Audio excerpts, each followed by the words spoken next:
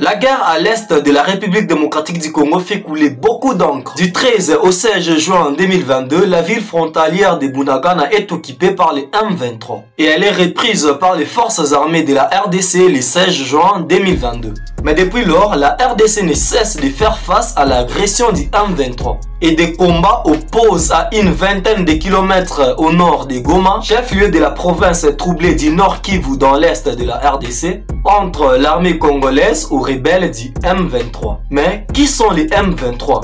D'où viennent-ils et que cherchent-ils?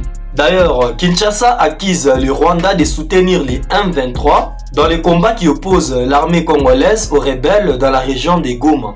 Et un rapport des Nations Unies a révélé que le Rwanda avait créé et commandé les groupes rebelles M23.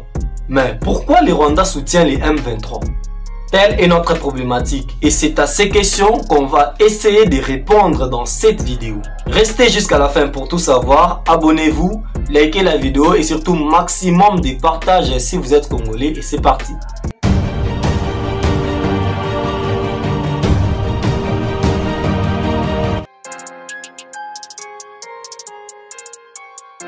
Le mouvement du 23 mars, communément connu sous le nom de M23, était un groupe rebelle créé à la suite de la guerre de Kivu. Il est composé d'ex-rebelles du Congrès national pour la défense du peuple, CNDP. Et le CNDP, c'est une administration rebelle établie par Laurent Nkunda, un militaire congolais appartenant à l'ethnie Tutsi dans la région du Kivu en RDC. Le CNDP s'était battu contre les FARDC dans les conflits du Kivu.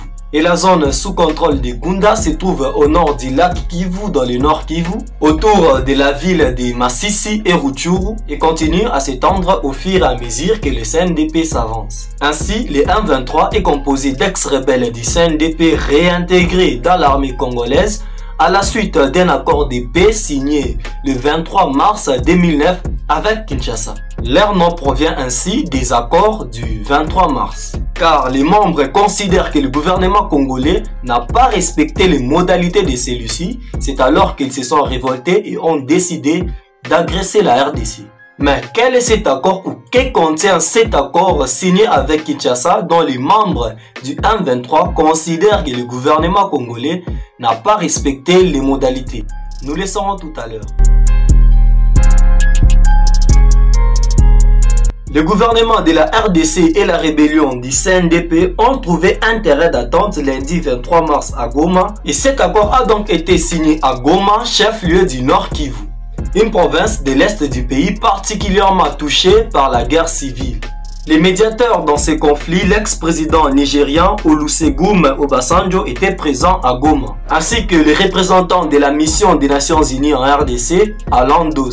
Son nouveau président Désiré Kamanzi représentait le CNDP et le ministre congolais de la coopération internationale et régionale, Raymond Tshibanda, était également sur place. Tout le monde sait que l'appellation du mouvement du 23 mars ou M23 fait référence à l'accord signé le 23 mars 2009 dont le colonel Sultani Makenga, officiellement à la tête de ce mouvement, et sa troupe réclament l'application. Mais très peu de gens connaissent le contenu de ces fameux accords. Nous allons découvrir ça ensemble tout à l'heure. L'accord de paix entre le gouvernement congolais et le Congrès national pour la défense du peuple a été signé à Goma le 23 mars 2009. Il est le résultat de longues et âpres négociations menées tour à tour à Nairobi et à Goma. Et le point d'orgue de plus de 2 ans de guerre dans le sud Kivu et dans le nord Kivu. Une guerre d'ailleurs menée par le général congolais Tutsi Laurent Nkunda. Au départ, pour protéger son groupe ethnique, menacé par la présence des rebelles Hutus rwandais sur le sol congolais. Ce qui est étonnant dans tout ça est que l'accord qui devait faire régner la paix en RDC, aujourd'hui crée la guerre et cause beaucoup de morts. C'est grave. Analysons donc ensemble quelques points importants de cet accord. Dans l'accord, il est écrit que le CNDP s'engageait premièrement à intégrer ses éléments de police et ses unités armées respectives dans la police nationale congolaise et les FARDC, à se muer en parti politique et à remplir les formalités légalement requises à cette fin. Et pour cela, le gouvernement congolais s'engageait à son tour à traiter avec célérité la demande d'agrément du CNDP comme parti politique. Chose d'ailleurs faite car le CNDP est devenu parti politique la même année 2009. Et on se souvient même qu'en 2010, le CNDP avait rejoint l'Alliance pour la majorité présidentielle, plateforme qui soutenait à l'époque le président Joseph Kabila, et qui est devenue un peu plus tard la majorité présidentielle. Et le CNDP était resté membre jusqu'à son retrait au mois de mai 2012. Il avait d'ailleurs bâti campagne pour le Raïs Joseph Kabila. Et d'ailleurs, certains de ses membres civils avaient obtenu des postes importants au sein des institutions nationales et provinciales.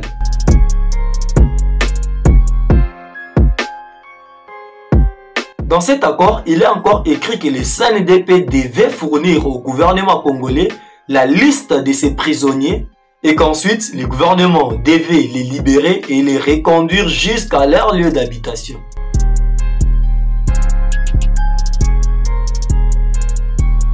Cette loi d'amnistie des faits et guerres insurrectionnels commis dans la province de Nord Kivu et de Sud Kivu a bel et bien été adoptée le 5 mai 2009 par le Parlement. Et il y a eu arrêt de toutes les poursuites et enquêtes qui impliquaient les membres du Congrès national pour la défense du peuple.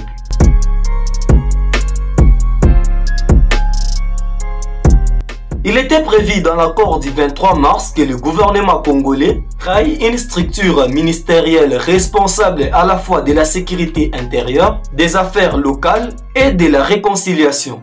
À défaut, il devait créer un ministère spécifique ayant toutes les matières dans ses attributions. Il nous semble que ce mécanisme n'a pas été mis en place. Cependant, le gouvernement congolais a honoré quant à ce qui est des communautés locaux permanents de conciliation.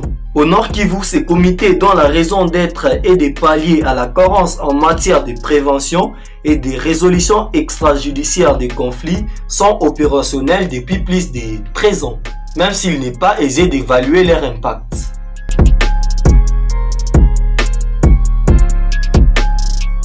Cette sorte de local défense connue dans certains pays anglophones africains, dont le Rwanda et l'Ouganda, devait être une branche de la police nationale congolaise, à l'écoute et au service du peuple à la base.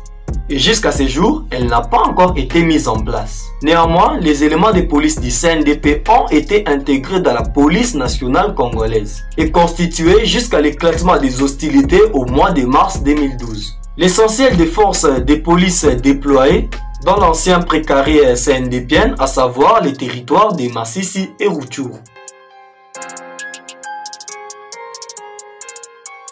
Le gouvernement a pris l'engagement de mettre en œuvre des projets intégrateurs et des projets de développement en haute intensité de main-d'œuvre qui rendra disponible la démobilisation, le retour des déplacés internes et celui des réfugiés, en commençant par les territoires les plus affectés. Cet engagement n'a pas été honoré par le gouvernement. Mais je pense qu'il faut inscrire ces manquements au même registre que celui de la gouvernance du pays en général. Car sur le plan humanitaire et social, Masisi et Rutshuru ne sont pas forcément dans la pire situation comparativement aux autres territoires du Nord Kivu ou même aux autres parties du pays. De l'avis commun de deux parties, cette réforme devait être une priorité. Le CNDP avait proposé des orientations stratégiques quant à ce et le gouvernement avait promis d'en tenir compte. Quelques actions positives ont été posées dans ce sens, en particulier en ce qui concerne l'armée et la police. Mais cela n'a pas été assez, parce que cette armée et ses services de sécurité semblent avoir été incapables d'anticiper les événements actuels, qui restent incapables de mettre fin à ce qui, au début, comme un simple mouvement d'humeur des militaires indisciplinés ou une simple mutinerie, au point de faire appel à une force internationale. Tels sont les points importants de cet accord. En analysant l'accord, il y a lieu de constater ce qui précède que le gouvernement congolais a tenu la plupart de ses engagements dans l'ordre de 60%.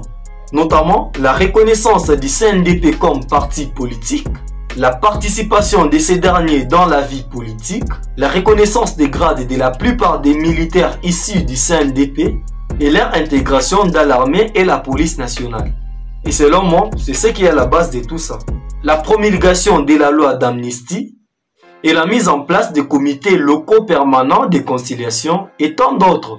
Et pour sa part, le CNDP a violé nombre de ses engagements, notamment en entretenant parfois des administrations parallèles, en échouant de couper les cordons entre le CNDP parti politique et le CNDP mouvement politico-militaire, en encourageant ces ex-militaires à refuser d'être affectés dans d'autres régions du pays, en ne privilégiant pas la voie pacifique pour amener le gouvernement congolais à respecter ses engagements.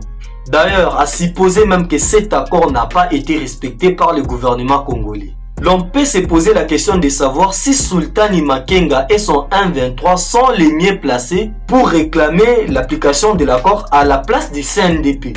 Car le CNDP est à cet égard l'unique et le seul interlocuteur du gouvernement. Car d'un point de vue strictement juridique, la réponse est non. Le M23 en tant que mouvement est quasiment étranger à cet accord. À ce que l'on sache, le CNDP n'a jamais publiquement réclamé du gouvernement le respect de ses engagements, au point d'initier une insurrection. Parce que le CNDP s'était engagé à poursuivre dorénavant la quête des solutions à ces problèmes par des voies strictement politiques et dans le respect de l'ordre institutionnel et des lois de la République. D'ailleurs, la communauté internationale qui a facilité cet accord aurait été alertée et prise à témoin en vue d'amener le gouvernement à se raviser. Et les M23 ont annoncé récemment être prêts à amorcer les désengagements et à se retirer des positions conquises au Nord Kivu. Ils demandent pour ce faire une réunion avec les facilitateurs de l'Afrique de l'Est, mais aussi avec le gouvernement congolais. Interrogé sur ce que pense le gouvernement et quelle sera la contrepartie, le ministre de la Communication et Médias, Patrick Muyaya, a réaffirmé la position du gouvernement sur le refus de dialoguer avec ces groupes, qu'il considère comme des terroristes. À l'en croire, le schéma a été tracé et le M23 doit s'aligner dans ces schémas.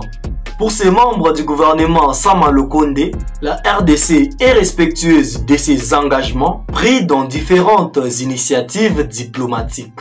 Il espère que le Rwanda va jouer également sa participation pour la stabilité de la région.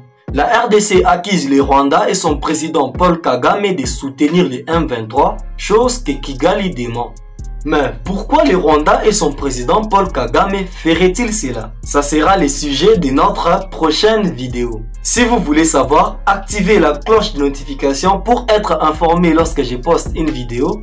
Et abonnez-vous pour nous soutenir, likez car on aime ça. Si vous êtes arrivé jusqu'ici, écrivez en commentaire force au FARDC. Et surtout, abonnez-vous et on se retrouve prochainement dans une autre vidéo. Au revoir, peace out.